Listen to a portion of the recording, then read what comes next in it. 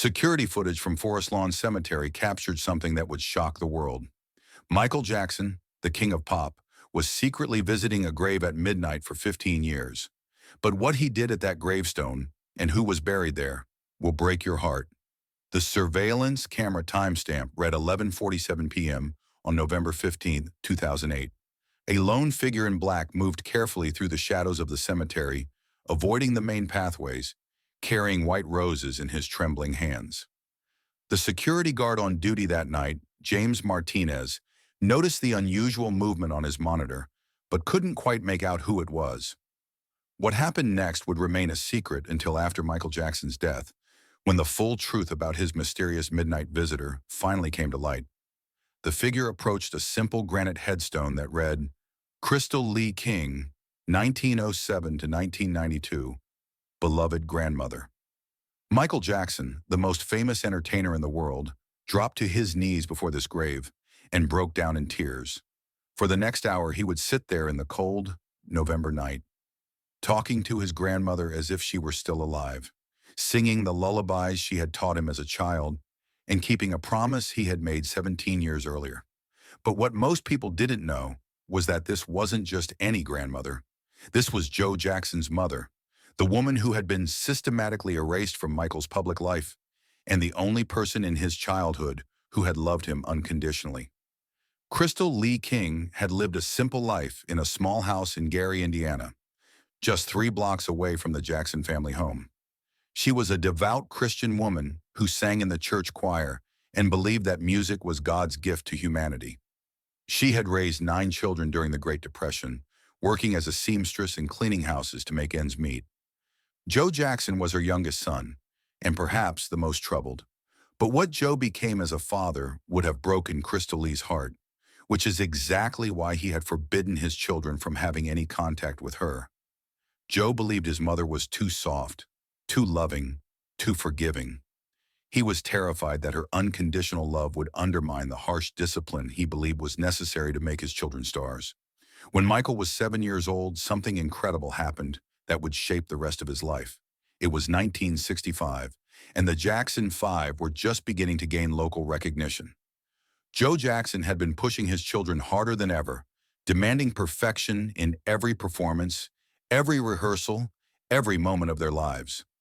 One afternoon, after a particularly brutal rehearsal session where Joe had screamed at Michael for missing a dance step, the young boy ran away from home. He didn't know where he was going. He just knew he needed to escape.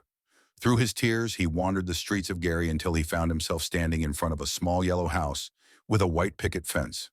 An elderly black woman was tending to her garden, humming a gospel song. When she looked up and saw the crying child, her face filled with recognition and concern. "Michael? Baby, is that you?"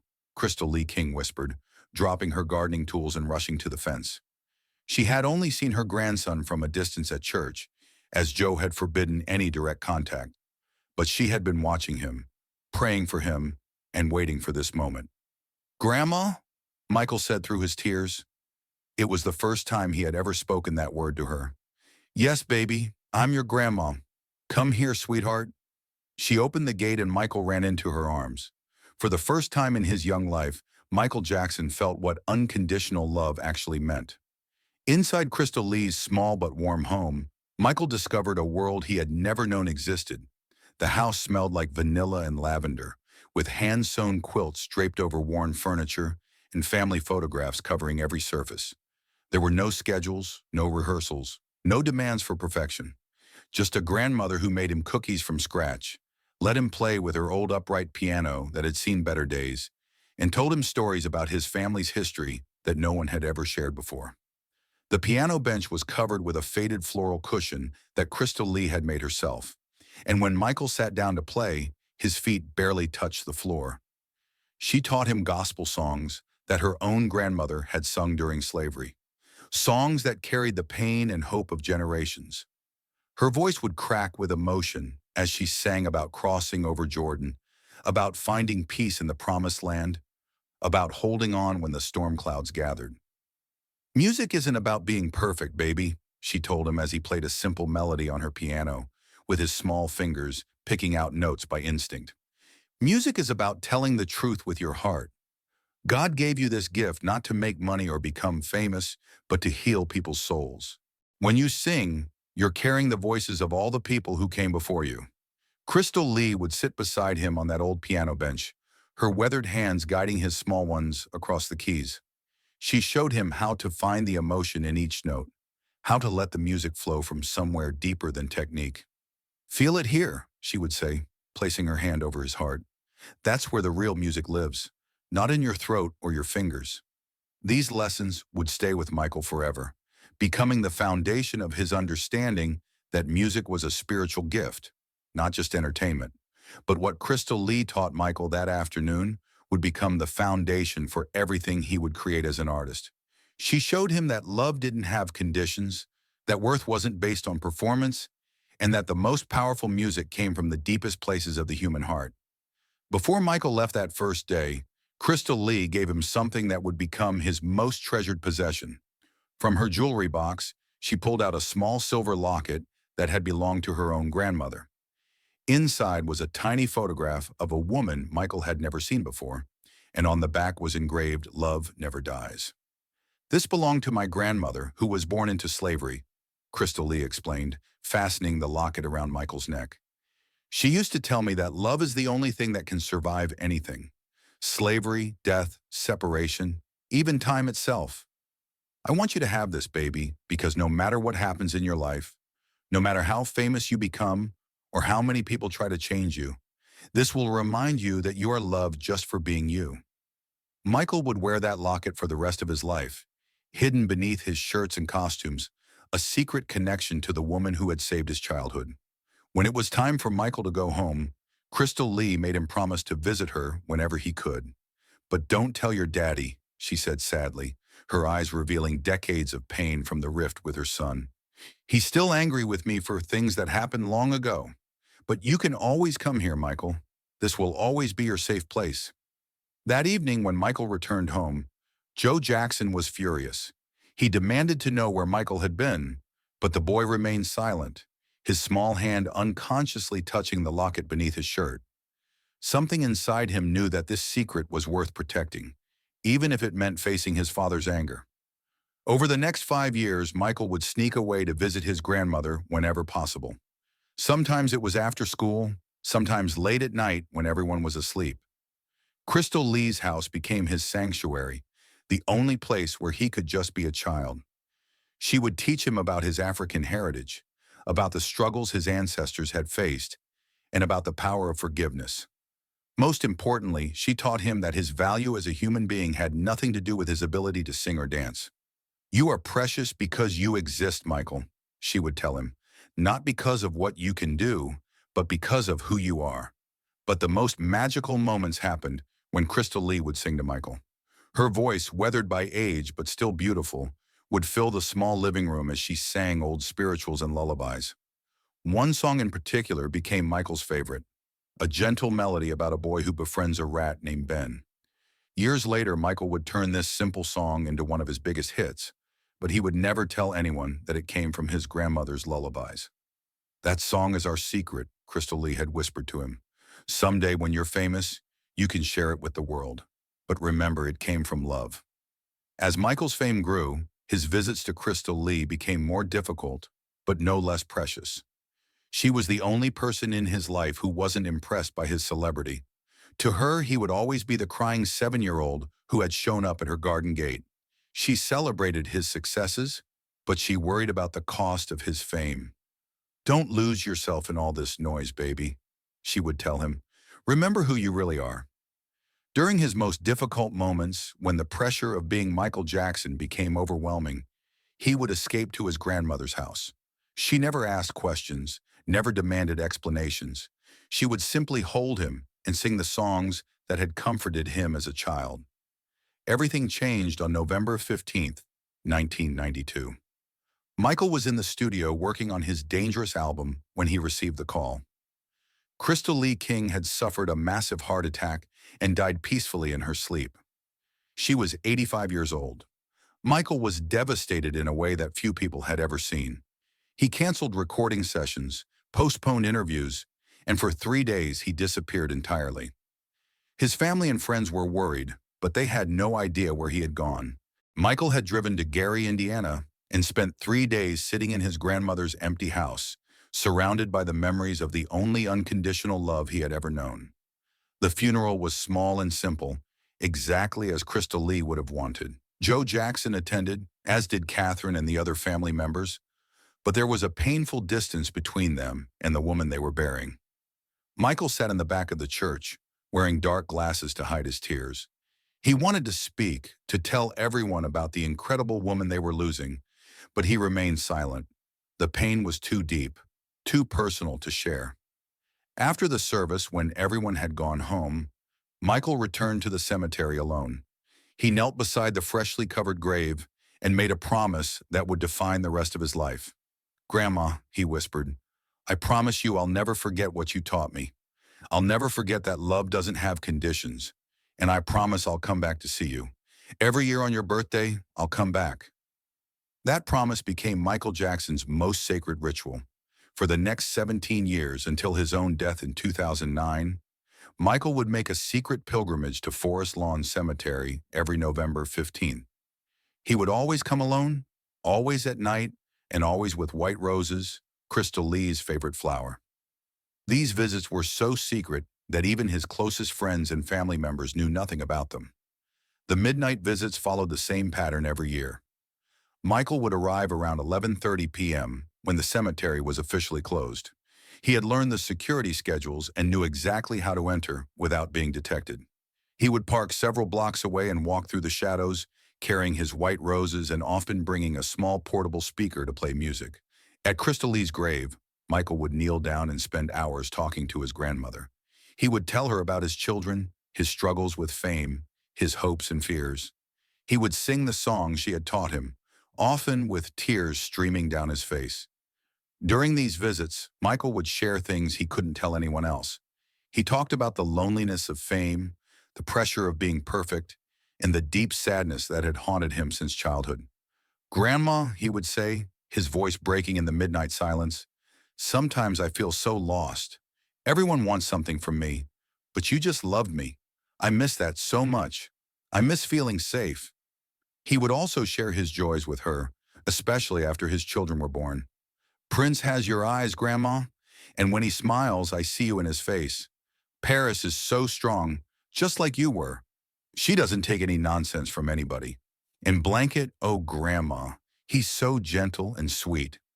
I try to love them the way you love me, without conditions, without expectations." Michael would tell Crystal Lee about the lullabies he sang to his children, how he had taught Prince to play the piano on the same bench where she had taught him decades before. "I bought them a piano just like yours, Grandma. When Prince plays, I close my eyes and I'm 7 years old again, sitting beside you on that old floral cushion. I can almost smell the vanilla candles you used to light." He spoke about his fears as a father, worried that fame might rob his children of the simple childhood joys he had found only in her small yellow house. "I want them to know what real love feels like, the way you showed me. I want them to have what we had, Grandma, that safe place where they can just be children." But what made these visits even more extraordinary was that Michael had no idea anyone knew about them. The cemetery security system had been upgraded in 2005, and the new cameras captured everything. James Martinez, the night security guard, had been watching these mysterious visits for 3 years before he finally realized who the midnight visitor was. "At first, I thought it was just someone visiting a family member," Martinez would later recall. "But when I saw how carefully he moved, how he avoided the lights, I knew something was different. Then one night, the moonlight caught his profile, and I realized it was Michael Jackson." Martinez kept the secret, understanding instinctively that he was witnessing something sacred. He would watch the monitors as Michael knelt at the grave, sometimes seeing him place his head against the headstone as if seeking comfort from the cold marble. "It was the most heartbreaking thing I'd ever seen," Martinez would later recall. "Here was the most famous man in the world, and he was just a grandson missing his grandmother." Martinez began to coordinate his rounds to give Michael privacy, making sure no other guards would stumble upon the visits. What Martinez witnessed over those 3 years revealed the depth of Michael's ritual. Sometimes Michael would bring a small blanket and sit on the ground for hours, leaning against the headstone as if it were his grandmother's shoulder. Other nights, he would pace around the grave while talking, his hands gesturing as if Crystal Lee were standing right there, listening to every word. Martinez noticed that Michael always brought the same type of white roses, and he would arrange them carefully, never just placing them randomly. He would clean the headstone with a cloth he brought, removing any dirt or leaves that had accumulated since his last visit. During one particularly emotional visit in 2006, Martinez watched as Michael lay down completely flat on the grave, his arms stretched out as if he were trying to embrace his grandmother through the earth itself. He stayed in that position for almost an hour, and Martinez could see his shoulders shaking with tears. That night, I had to walk away from the monitors, Martinez remembered. It was too personal, too heartbreaking to watch. I realized I wasn't just observing a celebrity's strange habit. I was witnessing the deepest grief I'd ever seen. The last visit was the most heartbreaking of all. On November 15, 2008, just 7 months before his own death, Michael made his final pilgrimage to Crystal Lee's grave. Security footage from that night shows a man who looked frail and exhausted, walking more slowly than usual. Michael spent over 2 hours at the grave that night, longer than any previous visit. Through the security cameras, Martinez could see that Michael was crying almost the entire time. At one point, Michael lay down next to the grave, as if trying to get as close to his grandmother as possible. What nobody knew was that Michael had brought something special that night. In his jacket pocket was a letter he had written to Crystal Lee, telling her about his final concert tour and his fears about returning to performing. The letter, which was found among Michael's belongings after his death, revealed the depth of his ongoing relationship with his grandmother's memory. "Grandma," the letter read, "I'm so tired. Everyone wants me to be the king of pop, but I just want to be your grandson. I feel you with me when I perform, especially when I sing Ben. That song still carries your love to the world, even though they don't know where it came from." The letter continued, "I think about that first day when I showed up at your garden gate, crying and lost. You saved me that day, Grandma. You showed me what real love looks like. I've tried to give that same love to the world through my music, but sometimes it feels like it's not enough. Sometimes I wonder if I've honored what you taught me, or if I've let you down." The final paragraph of the letter was the most heartbreaking of all. "I dream about you sometimes, Grandma. In my dreams, I'm 7 years old again, and I'm sitting at your piano while you sing those old spirituals. In my dreams, there's no fame, no pressure, no pain. Just you and me and the music that comes from love. I hope when my time comes, I'll see you again. I hope you'll sing to me one more time." Michael placed this letter under the white roses that night, his final gift to the woman who had shown him what unconditional love meant. 7 months later, when Michael Jackson died on June 25, 2009, the world mourned the loss of the king of pop. But few people knew that somewhere in Forest Lawn Cemetery, beneath white roses that had long since wilted, was a letter that revealed the most important relationship in Michael Jackson's life. Today, Crystal Lee King's grave receives visitors from around the world. Michael Jackson fans have turned it into an unofficial shrine, leaving flowers, notes, and small tributes to both Michael and the grandmother who shaped his understanding of love. The simple granite headstone that once marked an unknown woman's grave now bears witness to one of the most beautiful love stories in music history. James Martinez, now retired from his security position, sometimes visits the grave himself. "Every time I see those flowers," he says, "I remember those midnight visits. I remember watching Michael Jackson, the most famous man in the world, kneeling in the dirt, talking to his grandmother. It reminded me that no matter how famous or successful we become, we all need someone who loves us just for who we are." The story of Michael Jackson's secret visits teaches us that love transcends death, that the bonds we form with those who truly see us never fade, and that sometimes the most important relationships in our lives are the ones we keep private. Crystal Lee King died in 1992, but her love for her grandson continued to provide him comfort for 17 more years. In a world where Michael Jackson was constantly scrutinized, judged, and demanded from, His grandmother's grave was the one place where he could simply be himself, where he could kneel down and remember that he was loved not for what he could do, but for who he was. Every November 15th, fans now gather at Forest Lawn Cemetery to honor both Michael Jackson and Crystal Lee King. They bring white roses, just like Michael did, and they sing the songs that grandmother and grandson shared in that small house in Gary, Indiana. They understand now that behind every song Michael ever sang, behind every dance move that captivated the world, was the love of a grandmother who saw a crying child and opened her arms without question. Crystal Lee King may have died unknown to the world, but her legacy lives on in every note Michael Jackson ever sang, every heart he touched, and every person who learned about unconditional love through his music. The midnight visits have ended, but the love story continues, reminding us all that the most powerful force in the universe isn't fame or fortune or talent. It's the simple, profound love between a grandmother and the child she cherished. A love so strong that it could survive separation, secrecy, and even death itself.